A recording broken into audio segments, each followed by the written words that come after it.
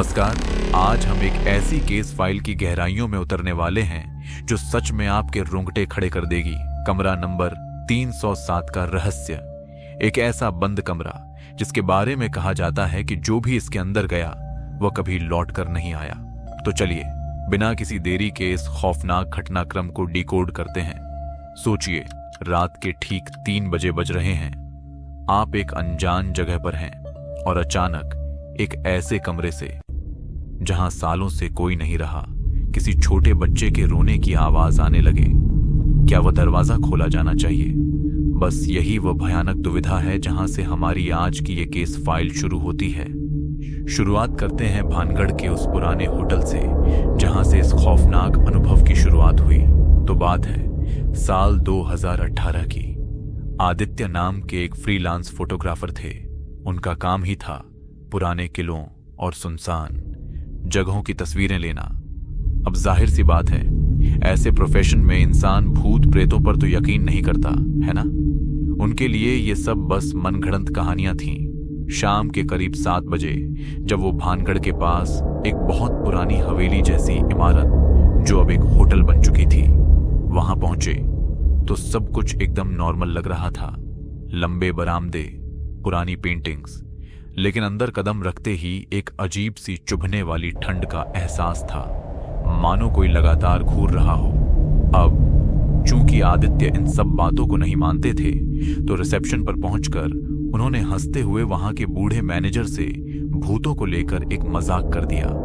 लेकिन मैनेजर के चेहरे की मुस्कान जैसे पल भर में गायब हो गई।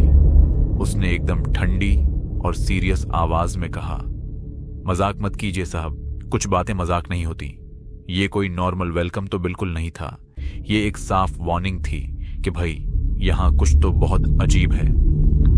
आदित्य को जो चाबी मिली वो थी कमरा नंबर 307 की। आदित्य तो इस बदनाम कमरे की चाबी पाकर काफी एक्साइटेड थे, लेकिन मजे की बात देखिए, जैसे ही उस बूढ़े मैनेजर की नजर उस चाबी पर पड़ी, उसका चेहरा सच में पीला पड़ गया। उसने तुरंत कमरा बदलने की बात कही।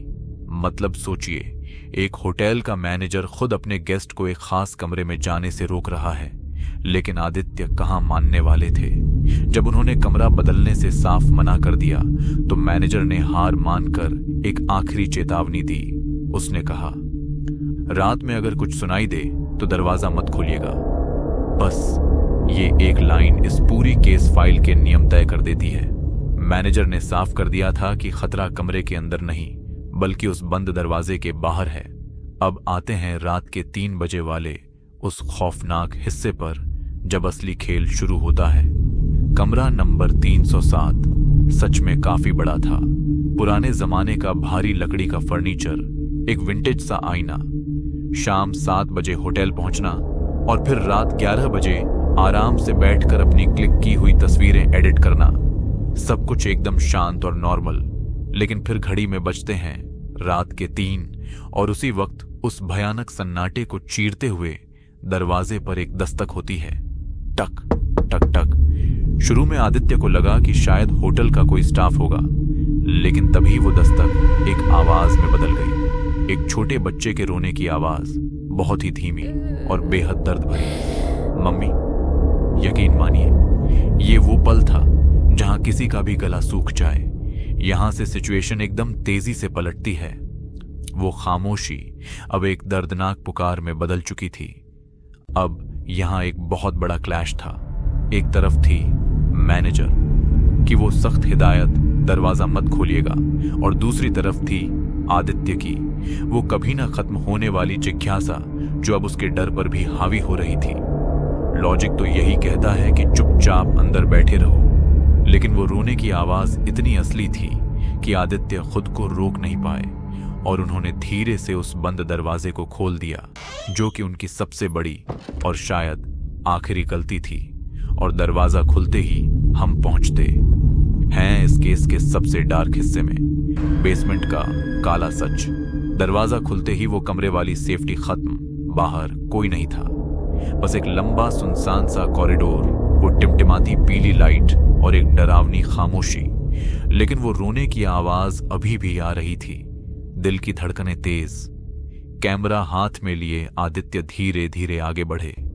हर एक कदम के साथ वो आवाज और भी साफ हो रही थी। कोई भी नॉर्मल इंसान यहां से वापस भाग खड़ा होता है ना, लेकिन वो बस उस आवाज के पीछे पीछे खिंचते चले गए। सीढ़ियों पर अब सिर्फ उनके कदमों की आवाज गूंज रही थी। वो सीधे बेसमेंट की तरफ नीचे उतर रहे थे। तभी आवाज एकदम पास से आई। वो बच्चा रोते हुए कह रहा था, मम्मी मुझे मत छोड़ो। ये पुकार सच में रूह कांपा देने वाली थी। और अब आदित्य उस घने अंधेरे बेसमेंट के बिल्कुल मुहाने पर खड़े थे। और फिर जो नजारा सामने आया वो किसी भी बुरे सपने से कहीं ज्यादा खौफनाक था। बेसमेंट के पास दीवार से सटकर एक छोटी सी लड़की खड़ी थी, सफेद फ्रॉक में। उसके लंबे बाल आले की तरफ गिरे हुए थे, जिससे उसका चेहरा बिल्कुल नहीं दिख रहा था। आदित्य वहीं के वहीं जम गए। उन्होंने किसी तरह हिम्मत जुटाई और पूछा, बेटा तुम यहां क्या कर रही हो? उस सवाल के जवाब में उस लड़की ने धीरे धीरे अपना चेहरा ऊपर उठाया और बस ये वो जंप स्केयर मोमेंट था जिसने आदित्य के होश उड़ा दिए। उस लड़की की आंखें थी ही नहीं। आंखों की जगह पर सिर्फ और सिर्फ एक काला गहरा अंधेरा था। एक ऐसा भयानक खालीपन जिसे देखकर किसी का भी खून जम जाए। डर के मारे आदित्य के मुंह से चीख निकल गई। हाथ से कैमरा छूटकर जमीन पर गिर पड़ा और ठीक उसी पल पूरा का पूरा होटल अचानक एक घने अंधेरे में डूब गया। लाइट गोल और बेसमेंट का वो भारी दरवाजा अपने आप जोर से बंद हो गया। अब वहां बचे थे तो सिर्फ आदित्य, उनकी तेज सांसें और उस लड़की की एक बेहद डरावनी धीमी धीमी हंसी। अब इसी घुप अंधेरे में अचानक पीछे से उस बूढ़े मैनेजर की आवाज गूंजती है, जो इस पूरे खौफनाक खेल का पर्दाफाश करती है। उसने बताया कि 12 साल पहले यहां एक परिवार रुका था। रात के वक्त उनकी 8 साल की बेटी अचानक गायब हो जाती है और 3 दिन बाद उसकी लाश उसी बेसमेंट में मिलती है। मैनेजर ने बिल्कुल ठंडी आवाज में बताया कि उस बच्ची की मां ने उसे वहीं छोड़ दिया था और तब से वह हर रात बस अपनी मां को ढूंढती है। आदित्य ने कांपते हुए पूछा कि अगर ऐसा है तो वह लड़की सिर्फ उसे ही क्यों दिखाई दे रही है? तो सुनिए, उस अंधेरे में मौजूद मैनेजर ने जो जवाब दिया वह सबसे ज्यादा खतरनाक था। मैनेजर ने कहा, क्योंकि उसने तुम्हें चुन लिया है।